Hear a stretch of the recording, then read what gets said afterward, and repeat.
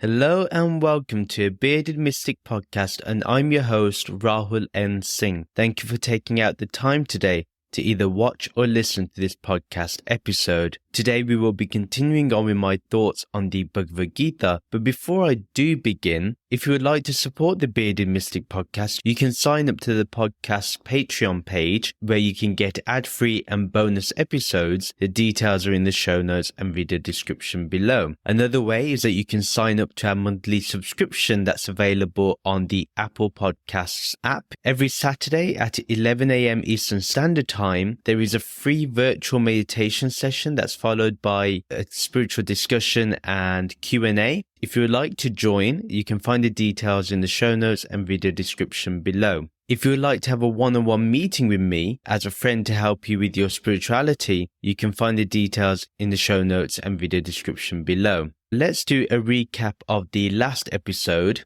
In the last episode, we discussed the 6th chapter of the Bhagavad Gita, specifically verses 16 to 19. Sri Krishna provides guidance on how to live a balanced lifestyle of eating enough and sleeping enough to feel well rested. This then allows us to meditate better and to create that yogic union. Sri Krishna also explains about how one should have a healthy lifestyle and maintain that healthy lifestyle and to keep it hassle-free as much as possible. This awareness within is absolutely free from all material longings and desires, and the aim is to become complete in our yoga. We should no longer worry about the future, nor worry about the past. Sri Krishna explains how we can achieve this transcendental self-knowing when we transcend what we are not and fix ourselves upon that pure, formless awareness. Now, today we're going to be looking at the 6th chapter again, and we'll be looking specifically at verses 20 to 23. Verse 20. When the Chit faculty stops interacting with matter and is entirely engaged in yogic practice, and when the Atma sees the Atma by means of the Atma, the yogi becomes completely content. Now, we're going to break this up a little bit. When the Chit faculty stops interacting with matter and is entirely engaged in yogic practice. So what does this mean? When consciousness withdraws within into itself and it doesn't focus on anything material, so nothing that the senses put their attention to, the consciousness is not attracted to that. The consciousness likes to keep going back to that formless awareness. So it doesn't focus on anything material. For example, if it sees something or hears something or tastes something or smells something or touches something, although it would acknowledge what it touches or smells or sees or hears, what it will do is be able to view it with formless awareness in the forefront, and the senses and its processes are in the background. Whatever it projects is in the background. And that is essentially what formless awareness does. That is essentially what we do when we are fully in that state. Now, matter, remember, is anything that's with a name and form. Whatever we see as a name and form, whatever has something solid, liquid, or gas, that is a name and form. Consciousness is purely engaged in yogic practice. Consciousness only wants to be in consciousness. There's no way that awareness wants to keep going out towards our desires, out towards the expressions of the senses. No, it wants to keep going back to consciousness.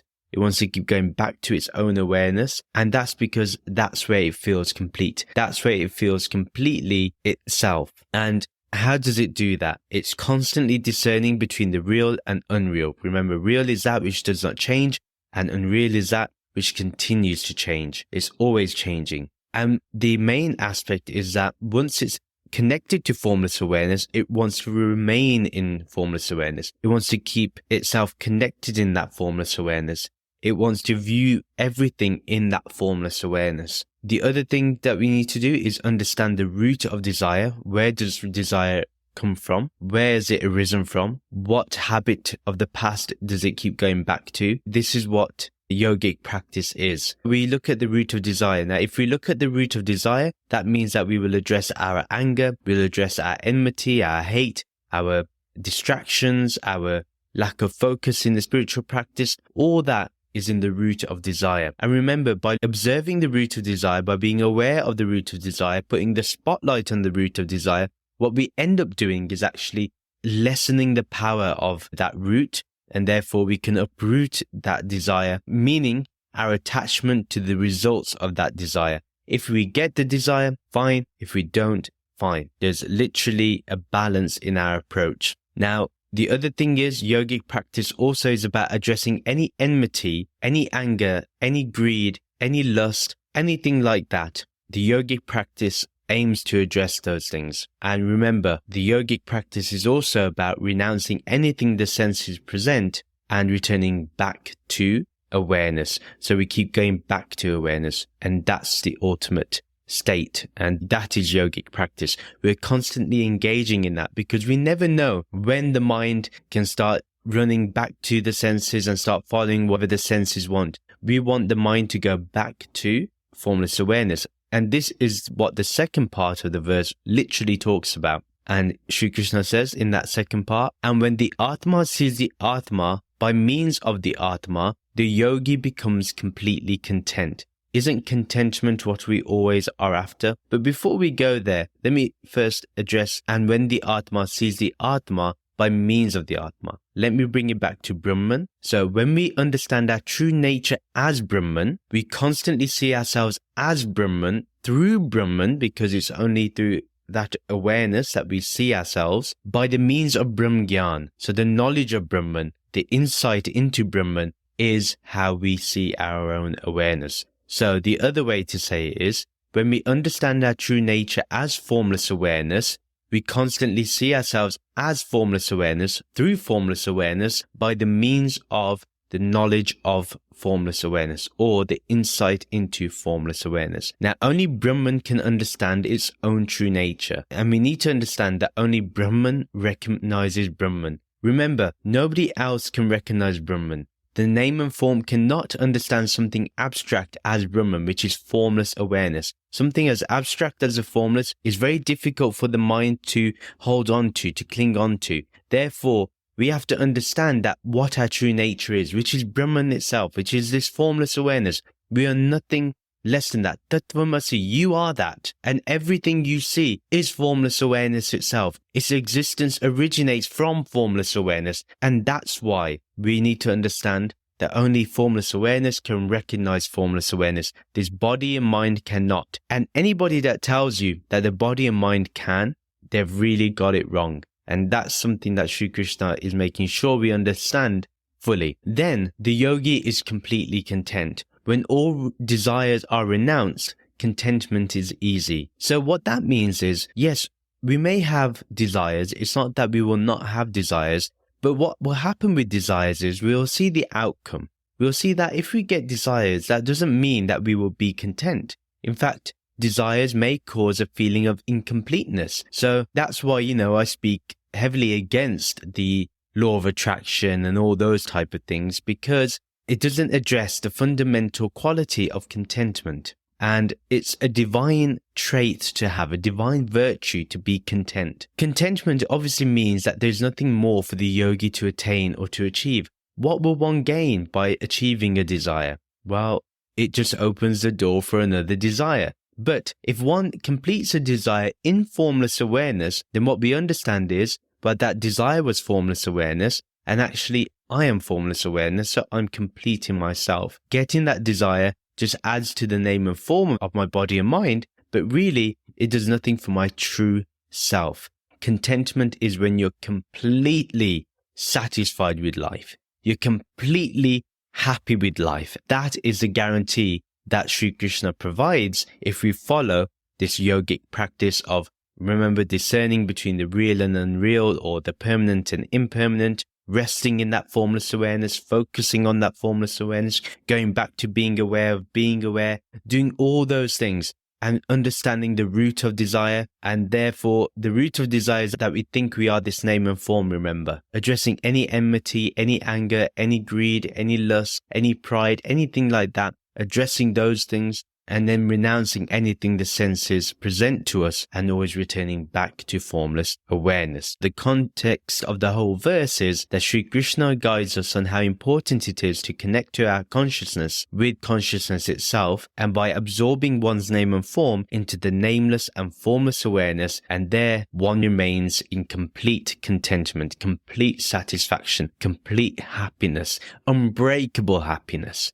That is the guarantee given by Sri Krishna. Verse 21, when the buddhi is finally established in an unending state of ecstatic happiness that carries the yogi beyond the material senses, then abiding permanently in that joyful consciousness, the yogi never deviates from that truth. Let's look at the first part of that verse. When the buddhi is finally established in an unending state of ecstatic happiness that carries the yogi beyond the material senses. So once one's intellect is established in absolute happiness, then the senses have nothing more to want or desire. What can it want? What can it desire that it doesn't have? If one is completely happy, then what can one really desire? Nothing. Even to desire enlightenment isn't there, or to want enlightenment, or to want liberation. When one is attuned and connected with their true self, there is nothing more. And if there's ecstatic happiness, what else can happen? And if it's unending, that means it's unbreakable. It cannot end in any way. It cannot finish. Nothing can disturb it. Nothing can modify it. That's why this ecstatic happiness is something that every sage experiences. Now, this is the same as bliss, as we mentioned, because it's an unending state, it's an uncaused state. And as I've often quoted, that my Satguru, he used to say that bliss is true happiness beyond the senses. So the senses are obviously that which end. Without the body and mind, they cannot function. Without the intellect, they cannot function. So that means that happiness cannot lie with the intellect nor with the senses. That bliss is truly beyond the senses. It's truly beyond anything that will end, anything that will finish. And that's why bliss is ecstatic happiness. It's happiness that takes you into ecstasy. It's happiness that you feel overjoyed. It's like, when they say that you just dance for no reason. That's the type of happiness you feel. Due to that happiness, the senses and what it projects and what it ends up going towards is subdued and calmed down, because when you're in that state of happiness, you want to be in formless awareness as much as you can. Then Sri Krishna says in the second part of the verse that then abiding permanently in that joyful consciousness, the yogi never again deviates from the truth. So one is constantly living and abiding permanently in joyful awareness. One does not deviate from that formless awareness. One does not go away from that formless awareness. It's not just about being in formless awareness. It's joyful. It's happiness. And that's why truly being in formless awareness, understanding that you're not this body and mind, actually gives you the most amount of happiness. It gives you access to joy all the time. It's not something that makes you feel empty or nothingness. No, it makes you feel complete with joy. It makes you feel the fullness of joy, the fullness of happiness. And that's why awareness always brings us back to the base of true happiness, of blissfulness. The yogi is constantly connected to the truth. Nothing can break the yogi away from the truth. Nothing. No thought, no emotion, no senses, nor the attraction and repulsion of the senses. Nothing can take the yogi away from the truth. And the yogi never needs to look away from the truth. Everywhere it looks, everything it hears, everything it sees, everything it touches, everything it smells, everything is done from that place of the truth. It sees the truth in everything. Wherever they look, they perceive the truth everywhere and in everything. Therefore, they're constantly being reminded as well of this formless awareness. And therefore, happiness is a natural state. It's not something that you have to bring upon yourself. It's not something that you have to force upon yourself. It's naturally there. Its essence is always available. The context of the whole verse is simply Sri Krishna is guiding us on how bliss is in the absolute state of awareness that never breaks away. Verse 22, having attained that level of awareness, the yogi directly realizes that no greater state of being can be achieved. While abiding steadily in that sublime joyful state, even the heaviest material loss cannot cause distress. Let's look at the first part of that verse. Having attained that level of awareness, the yogi directly realizes that no greater state of being can be achieved. So by going through the process of karma yoga, one goes to the highest state of awareness. Being aware of awareness is the highest attainment. There's nothing beyond this. Nothing more that's required. Just being aware of being aware.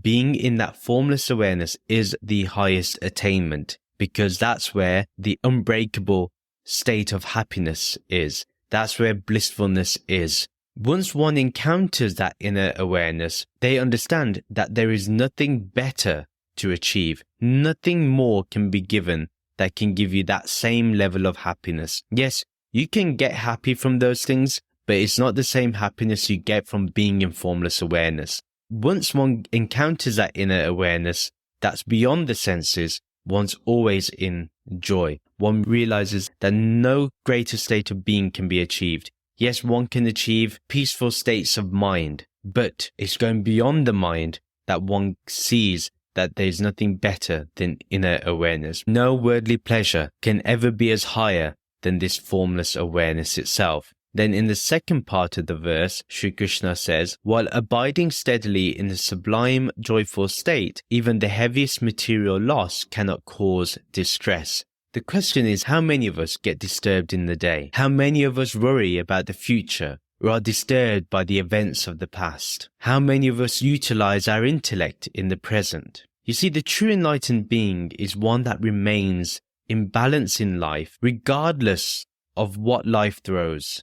Even if it throws the biggest curveballs, one remains steady in that formless awareness. One remains balanced in that complete state of unending joy. Sri Krishna here mentions a few special words which we need to focus upon. He says abiding steadily. It's not something you rush to. It's a state that is gradually built upon. And because it's gradually built upon, there is no error made when we build upon this. Therefore, as we keep abiding steadily, it's a path that is always of balance. One cannot become imbalanced in this. One cannot become unsure about this. One cannot be swayed in any way because of this. So this steady progression to sublime, joyful state is what happens when we keep going back to our true nature, our formless awareness. Then, no matter what we may lose in life, maybe by going on this path, we will not achieve that billionaire status. It doesn't matter. We may lose a child, but we will understand that it will not cause distress. Yes, we will feel pain, but we will not allow it to become suffering. We understand that life has its own ways. Existence has its own ways. But this formless awareness has nothing to do with that. This formless awareness is continuously in that joyful balance of happiness, in that joyful balance of inner awareness. So the heaviest material loss cannot cause distress. It cannot cause suffering. So the context of the whole verse is that Sri Krishna guides that nothing can harm the yogi. No matter how bad a situation is, the yogi will never be in distress because they are always in that formless awareness. They're constantly connected to that formless awareness. They're constantly aligned in that formless awareness. Nothing can break that away from them. Nothing can break that formless awareness. That connection is constantly there. And that's because that person, that yogi, understands what they really are. Now think about it. Even the heaviest material loss. Think about the one thing we will never want in our lives. Say if that does happen. Because we can go back to that formless awareness and understand that we are not this body and mind, that we're not this name and form. We can keep going back into that joyful state. We can go back onto that path of joyful awareness whenever it is possible, whenever we would like. That is the guarantee given by Sri Krishna. Verse 23, let it be known that true yoga is the dissolution of our long-time union with the pain and suffering of matter. The yogi must re-establish themselves as the Atma with great determination and with the certainty that they are not related to matter. Now, Sri Krishna obviously in this verse is making sure we establish ourselves in this pure awareness, that we do not deviate from this. And his words are strong, and his words need to be taken as complete possibility that we can attain this. Now, let's break this verse up. The first part of the verse is, let it be known that true yoga is the dissolution of our long-time union with the pain and suffering of matter. It's important to know the purpose of yoga. Why are we doing this yoga? Why are we wanting to unite with our formless awareness? What is the point of connecting with the Nirgun Brahman?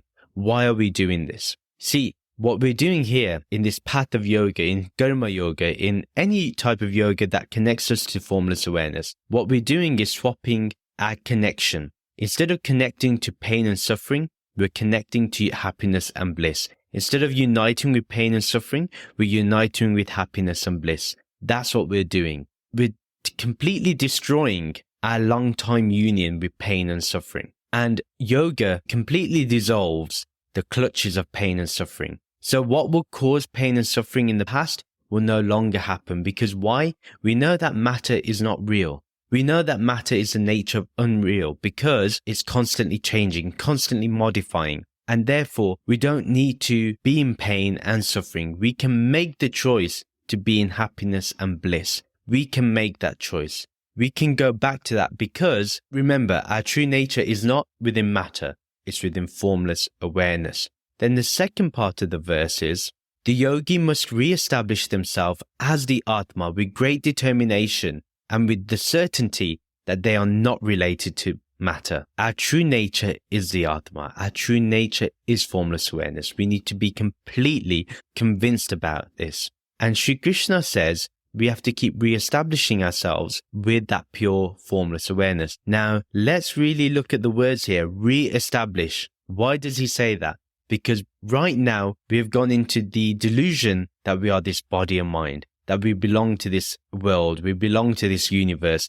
Actually, we belong to nothing else other than formless awareness. Formless awareness belongs to its own self. It doesn't belong to anything else. First of all, we need to understand that we've always been established in formless awareness. We have to re-establish ourselves because right now we're not thinking we are formless awareness. We think we are this body and mind, and this body and mind is limited, but this formless awareness is limitless, and therefore we have to re-establish ourselves to that limitless state of being. So our true nature is the Atma. Our true nature is formless awareness. And then we must be convinced that this is the absolute path to take. We should not be convinced of anything else. We need to be completely determined with absolute certainty that we are not related to this world. This world is a temporary place, not a permanent place. And the permanent place is already here. We don't have to wait for it after death. It's right here, right now. Whenever we meditate, whenever we focus back into our true nature, we are creating that disconnect within matter and reconnecting with that formless awareness. That's what we're doing. And we must be certain that we cannot be held by our senses. Our senses are not what we are. This body and mind is not what we are. What we are is this formless awareness. We are not related to matter at all, because this world is literally just of transaction. While we're in this world, we may interact with the world. We may have that at the forefront, but remember the background of formless awareness. Never let go of that background of formless awareness when we're in the activity of the world. But remember that whenever we can, we must withdraw this world, this matter of body and mind, and bring it back to the background that it should be in, and therefore bring formless awareness to the forefront as much as possible whenever we can.